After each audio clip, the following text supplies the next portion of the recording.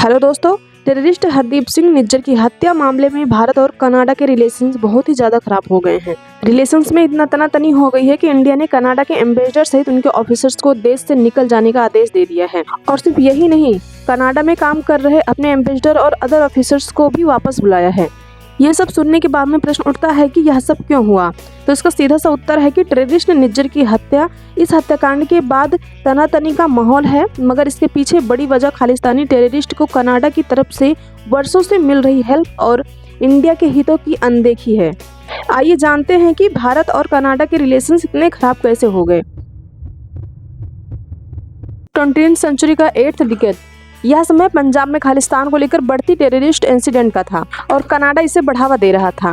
पाकिस्तान इसके पीछे था और भारत कनाडा को इस मामले से दूर रहने और इसकी इंटीग्रिटी का रिस्पेक्ट करने को कह रहा था। लेकिन कनाडा अपने ही अहंकार में मस्त था। धीरे धीरे इंडिया में खालिस्तान की डिमांड कम होती गई और ये कनाडा और पाकिस्तान जैसे कुछ देशों में भगोड़ों और क्रिमिनल्स के लिए अपने हित साधने का जरिया बन गई। यह 1985 की बात है। 23 जून 1985 को मॉन्ट्रियल से एयर इंडिया की कनिष्क विमान ने नई दिल्ली के लिए उड़ान भरी थी। इस फ्लाइट को लंदन होते हुए इंडिया आना था। कनिष्क विमान में सवार 86 बच्चों सहित 329 लोगों की अंदाजा भी नहीं था कि वह जीवन के अंतिम सफर पर निकल पड़े हैं। सडनली विमान में एक धमाका होता है और सब कुछ खत्म हो जाता है। मरने वाले 329 लोगों में 22 क्रू मेंबर्स भी शामिल थे। आरोप खालिस्तानी टेररिस्ट पर लगे और इसे ऑपरेशन ब्लू स्टार का जवाब माना गया। ह्यूमन राइट्स का ढिंढोरा पीटने वाला कनाडा अब तक इस घटना में ना तो किसी आरोपी को सजा दिलवा पाया और ना ही इसकी जांच पूरी कर सका। इंडिया के तत्कालीन प्राइम मिनिस्टर इंदिरा गांधी ने आतंकवादी खतरे की चेतावनी कनाडा की तत्कालीन पीएम और जस्टिस ट्रूडो के फादर पियरे ट्रूडो को खुद दी थी, लेकिन उन्होंने इसे इग्नोर किया। खालिस्तानी आतंकी हरदीप सिंह निज्जर की 18 जून 2023 को कनाडा के ब्रिटिश कोलंबिया राज्य में एक गुरुद्वारे की पार्किंग एरिया में कुछ नकाबपोश बंदूकधारियों ने गोली मारकर हत्या कर दी थी।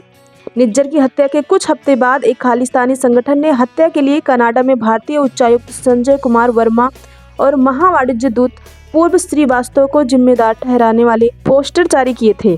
दोनों राजनयिकों को हत्या के लिए रिस्पॉन्सिबल ठहराने वाले इन पर्चों में 8 जुलाई को टोरंटो में एक रैली की घोषणा की गई थी।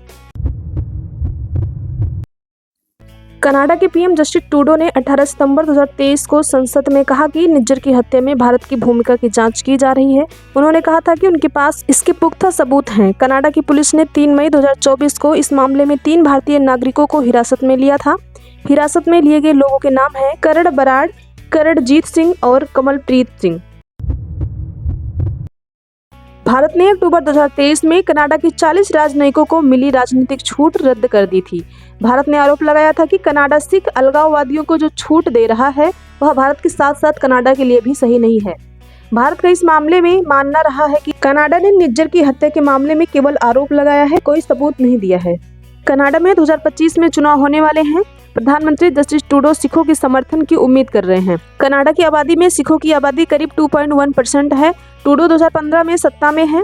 उनकी लिबरल पार्टी 2019 और 2021 में बहुमत हासिल नहीं कर सकी थी। उन्होंने दूसरे दलों के समर्थन से सरकार बनाई थी। उन्हें समर्थन देने वालों में जगमीत सिंह की न्यू डेमोक्रेटिक पार्टी भी शामिल थी। एनडीपी ट्रूडो सरकार से समर्थन वापस ले चुकी है। जगमीत सिंह भी खालिस्तान समर्थक माने जाते हैं। दोस्तों, वीडियो कैसी लगी कमेंट बॉक्स में जरूर बताना।